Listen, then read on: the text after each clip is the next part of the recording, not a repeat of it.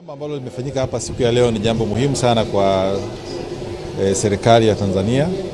na hususan kwa Wizara ya Elimu, Sayansi na Teknolojia ambayo imepewa dhamana ya kusimamia sekta ya elimu hapa nchini. Mitaala hii ambayo imejielekeza zaidi kwenye kuhakikisha kwamba wanafunzi wanakuwa na ujuzi wanapotoka katika elimu ya msingi, Tunahitaji miundombinu mingi zaidi, tunahitaji walimu wengi zaidi kuliko walioko kwa sasa hivi,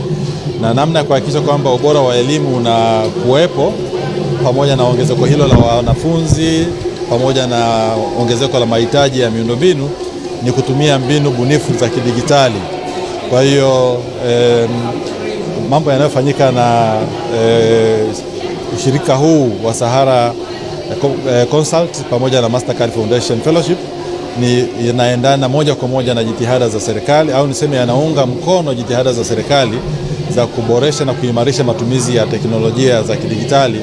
ili kuwezesha kufundisha na kuwezesha wanafunzi kujifunza kwa mahiri. Kama mnavyofahamu, kwa kutumia teknolojia za kidigitali tunaweza tukatumia walimu wachache waliopo kuweza kuwafikia wanafunzi popote pale walipo,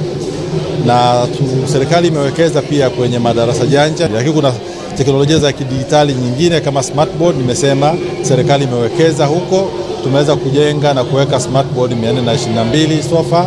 ambayo yanawezesha wanafunzi kujifunza kwa urahisi zaidi na kuweza kuelewa kwa urahisi zaidi. Nafahamu walimu tumeboresha mitaala na kuboresha pia mazingira na kanuni za ajira hii ya walimu, ambapo sasa hivi tunaelekea kwamba walimu wenye diploma watakuwa wanafundisha shule ya primary, tofauti na zamani ambapo walimu wenye diploma walikuwa wanaweza kufundisha elimu ya sekondari.